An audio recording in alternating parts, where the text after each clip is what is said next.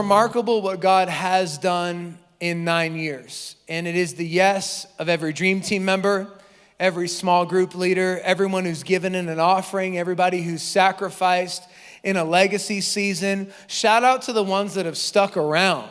That you planted a seed of faith years ago, and you're here today to watch how God has grown and developed and created the church that we're sitting in, that we're broadcasting to. So today is less of a sermon and more of a State of the Union. We'll call it a mandate, if you can still handle that word. There's a lot of mandates out there. I know that it probably sends chills up your spine and makes you want to vomit. But a mandate, by definition, is simply a commissioning to do or to become.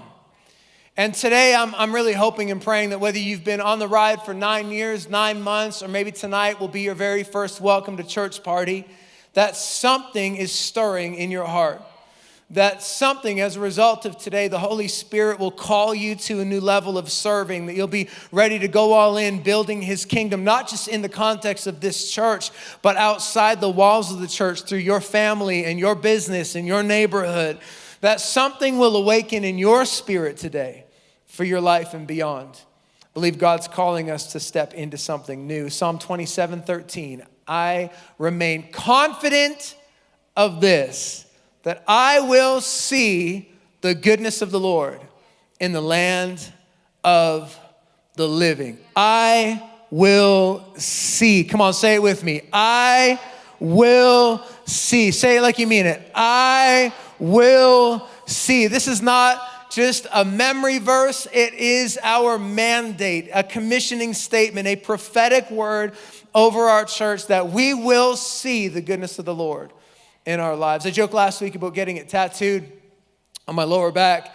And to be honest, I've been thinking about it more seriously this week. So there's a chance it'll happen. When it does, I'm gonna wear one of those shirts that just comes to the top of your belt. Do a little bend over to get something. You can see it peek out at you. Just as a little treat. Hey, we could all get them together. We could do like a small group or something. Maybe we could get it designed. And then we'll have a bit of a club or like an I will see gang. Okay. Anyways, hey, for just a couple of minutes today, I want to take a look at the origin of Psalm chapter 23 or 27:13. I think it's important for us to fully understand the context of what the psalmist is saying, that we know where it comes from and the spirit and situation from which it was given. It was written by King David before he was King David. He's just Dave. And there are various theories and ideas on exactly when. The most prevalent one I found was that Psalm 27 corresponds with 1 Samuel chapter 21 and 22. David had been called and anointed by God to be the future king, but he was dealing with an erratic, unpredictable, violent, and jealous leader in King Saul. David had actually been hired to be a musician in the palace. King Saul was slowly losing his mental faculties, and there was something about King David playing his harp that calmed him down and settled the atmosphere.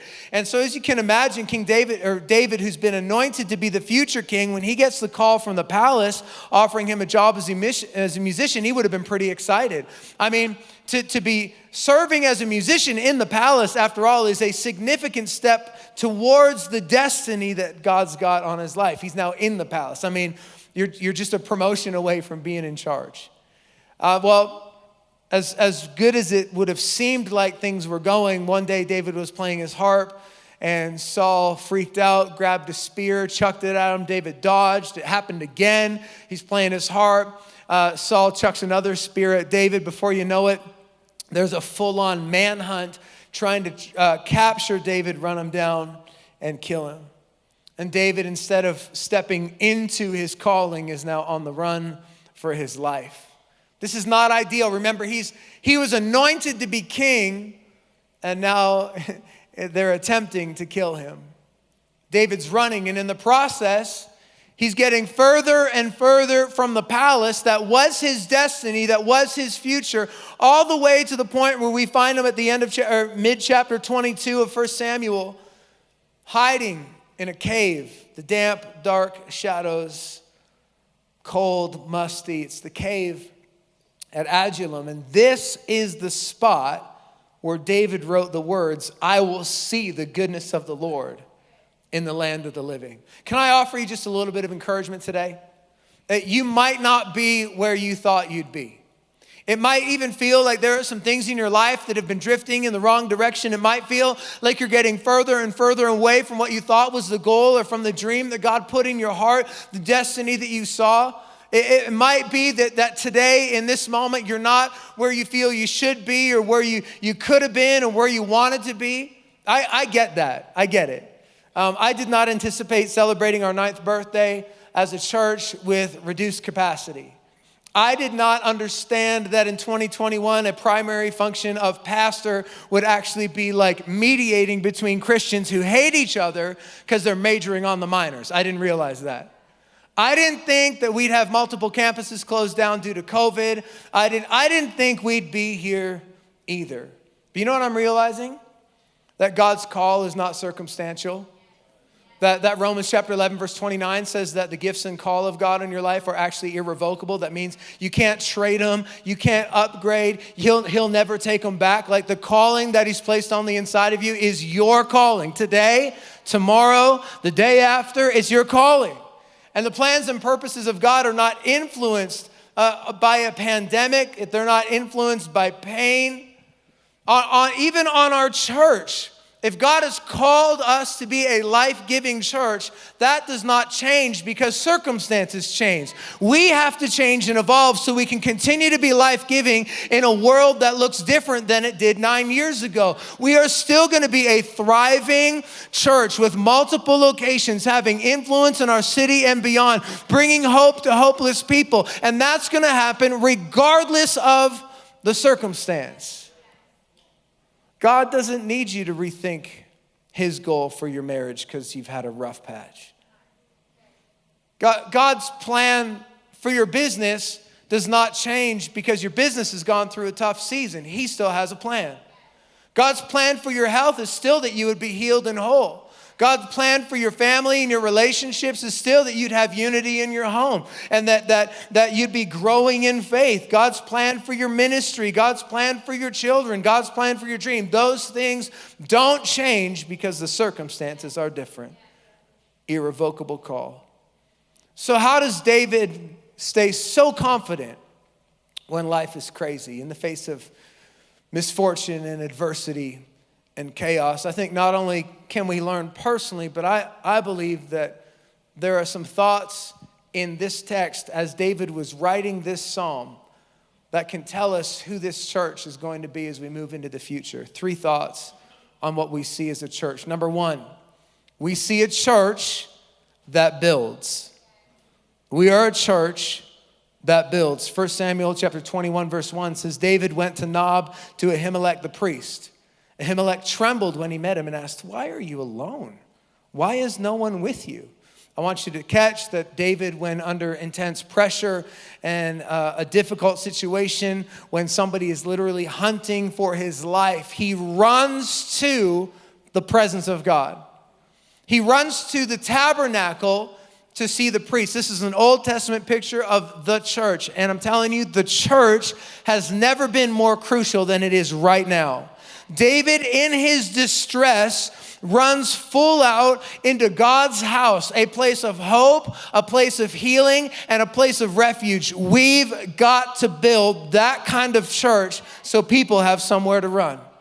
In Psalm 27, the earlier verses, specifically 4-6, David speaks about the church. He says, "One thing I ask from the Lord, this only do I seek, that I may dwell in the house of the Lord all the days of my life, to gaze on the beauty of the Lord and to seek him in his temple.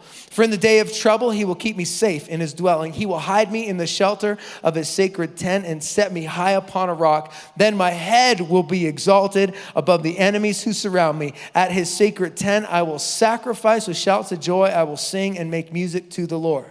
Come on, David loves the church. A couple of words that stick out. He says, keep me safe, hide me. Talks about being set upon a rock and his head exalted. But then he says, even though my enemies surround me, they're still there. The presence of God will not rescue you from trouble. But the presence of God will be a refuge for us in trouble. And the world needs refuge. Like David, when the pressure's on, everybody runs somewhere. And the truth about running is that what you run to will run you. What you run to will run you. You got to be careful. If you run to culture thinking that's going to make everything better, ultimately you will be a slave to the culture that you've submitted yourself to. If we run to the approval and affirmation of other people, then you will be run by how other people think about you and view you. If you run to your investment portfolio and your bank account, then you will be run by the ups and downs in the market. If we run to government officials and health authorities and think that that's going to make everything better, then your sanity and your inner peace will go up and down with every new announcement and every new wave. No. We've got to run to the presence of God in the house of God. This is meant to be a refuge for people in trouble. You're in trouble, run to the house. David was so convinced of the significance and the importance of the house of God that in 1 Chronicles chapter 22, verse 5, he says this, "My son Solomon is young and inexperienced, and the house to be built for the Lord should be of great magnificence and fame and splendor in the sight of all the nations. Therefore, I will make preparations for it." So David made extensive preparations before his death. Listen, he invested in the future of God's house. Because it wasn't just about him, it was about the next generation. This church is not just a one and done, we got this building and we're just gonna sit back and ride the wave. No. We are building a generational church. And long after you and I are gone, people still need to be able to run into experienced churches all across the country to find refuge from the pain and torment and hurt and despair that the world throws at them. Long after we're gone, people will still come through these doors and find freedom. Long after we're gone, people will still step into experienced churches and be empowered to make a difference in their world and step into their God-given calling. We cannot stop building the house of God. And so we are a church. We see a church that builds. It's expansion time. In our 10th year, we are going to expand. We're going to reclaim the territory in the north and relaunch a north campus this year. We have strategic vision, like was shared in the video, for small towns and communities that don't have the resources of a major city center. We believe in for new doors, new spaces, new places, new people, new testimonies, new families turned upside down, and new cities reached. We will build. We're going to build. Or 1 Samuel chapter 21, verse 8 says, "Now David asked Ahimelech, 'Do you have a spear or a sword here? I haven't brought my sword or any other weapon.'" Now, I thought this was a great ministry idea. I threw it out there in the earlier service. I'm just throwing it out there again today. If anybody feels called to start an armory in the church, we can stockpile. Wouldn't that be great if we just had all our own weapons? I mean, there's a precedent for it right here. So if you're feeling that leading, come chat with me. The priest replied, "The sword of Goliath, the Philistine, whom you killed in the valley of Elah, is here. It's wrapped in a cloth behind the ephod. If you want it, take it. There is no sword here but that one." David said, "There is none like it. Give it to me." Not only do we see a church that builds, we see a church that battles. You might remember Goliath. From the time David rolled up with a stone and a sling, took him out, hit him in the head, then chopped his head off with this same sword. Now David, on the run, does not have a weapon, goes into the presence of God and finds a weapon, retakes Goliath's sword. Now, I love that story, but it's always been a little bit disheartening that even after the triumph over Goliath, David finds himself in another battle. And the truth is, none of us have the luxury of just killing Goliath and going home. It doesn't work like that. That's not how life happens. We are in a war. And understand, of course, that we don't just go from battle to battle to battle to battle. When we've got Jesus, we go from victory to victory to victory to victory. But we're in a war. We're warring for our children, and we're warring for our children's children. We're warring for our city and our nation. We're warring for unity. We're warring for peace. We're warring for people who are far from God and don't know that there is a place of refuge they can run to. We are in a war. And for some of you, I know even just getting up and showing up today was a war.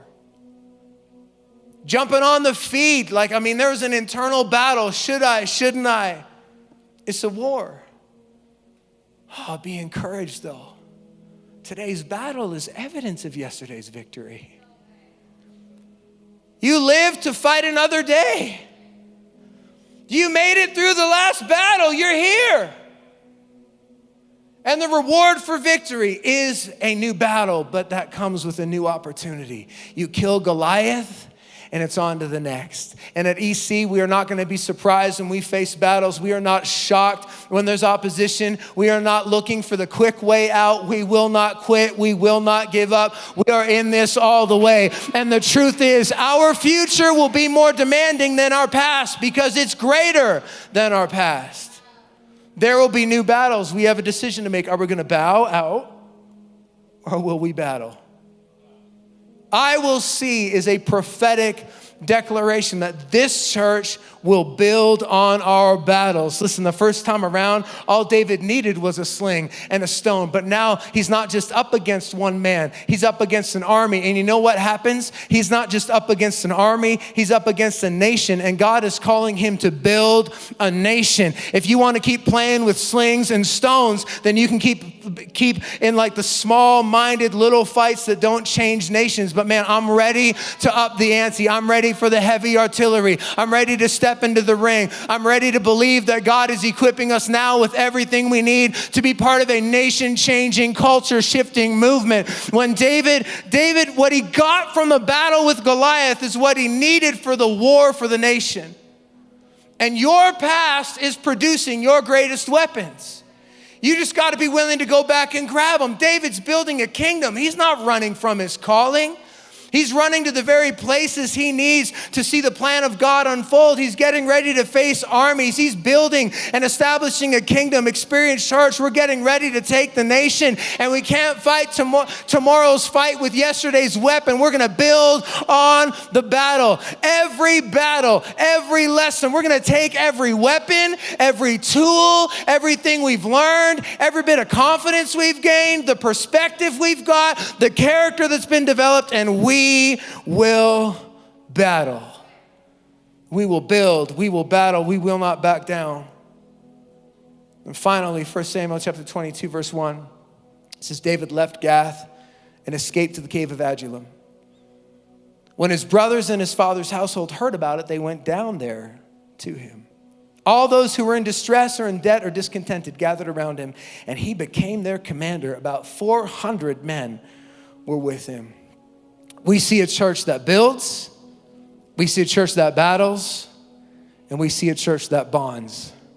They came together. They came together. I don't know. It just says they heard. I don't know what they heard. I don't know if they heard about his resolve. I don't know if they heard that he was on the run. I don't know if they heard him singing in the cave. I don't know what they heard. But David went from being alone in a dark cave to being surrounded by a group of people. That's so powerful to me because listen, anybody will gather around you when you're reigning. Anyone will gather around you when life's going good and you're on top and you got everything and all this, everything's clicking in your world. Anybody will gather around you when you reign. You got to look for the people who will gather around you when you run. And that's who we're going to build with. We're going to build with the runners.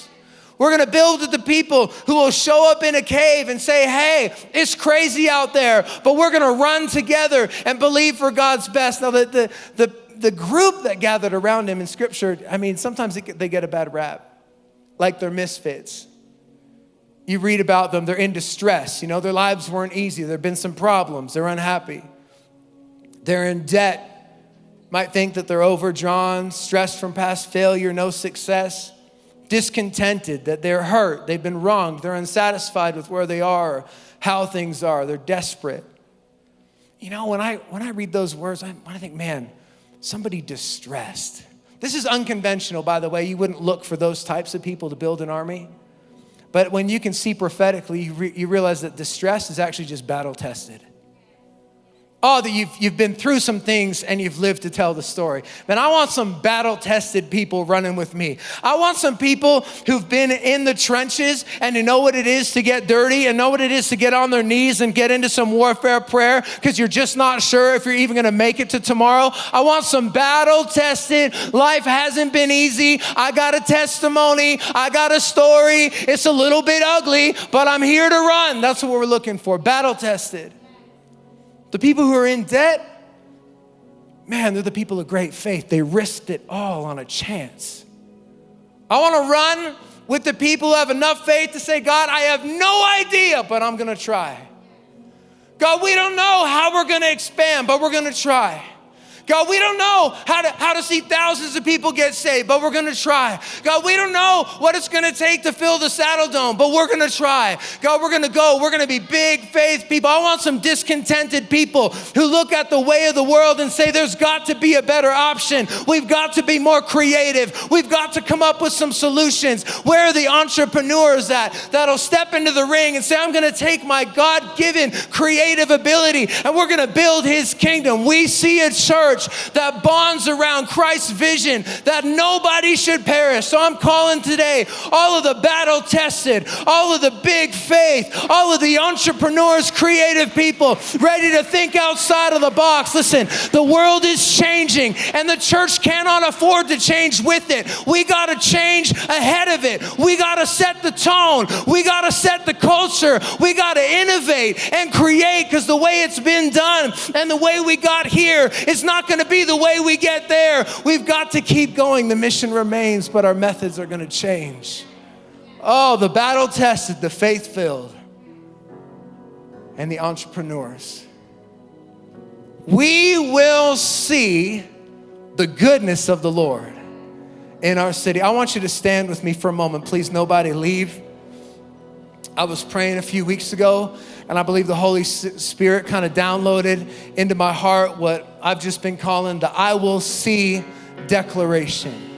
And you're here in the room today, you're watching online. I want to give you an opportunity to receive from this and let it speak to your heart. Maybe stir up some faith for what's going on in your world right now. And ask you, if you're comfortable, you just close your eyes. You could even lift a hand and get ready to receive. And we're gonna share and step into these things together. I will see. These are prophetic words describing a future not yet realized, a vision, a picture, a story that is yet to be written, and a testimony yet to be shared.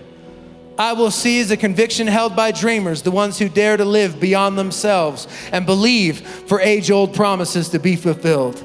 I will see is the boast of seekers, those knocking on the door of a miracle, the ones not content with status quo, who know that a supernatural future belongs to those who never give up.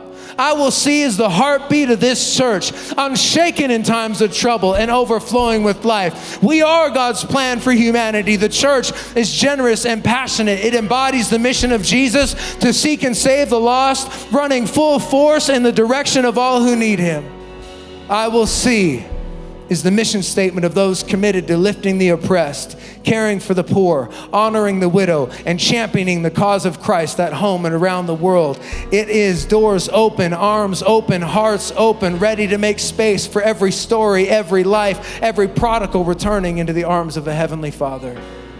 I will see is the commitment to keep praying impossible prayers, to keep lifting up our voices and raising up our hands. Come on, lift your hands all across the room.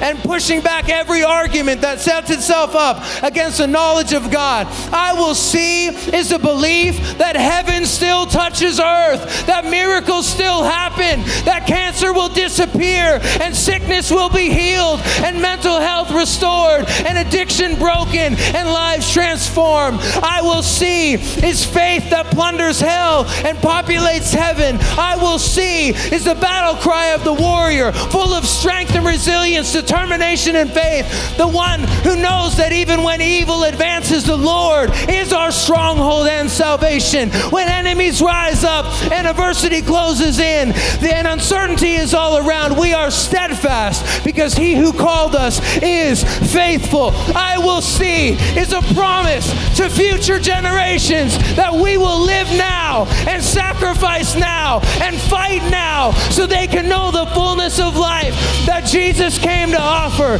This is a bold declaration that our children and our children's children will serve the Lord and build his house. I will see the goodness of the Lord. Come on.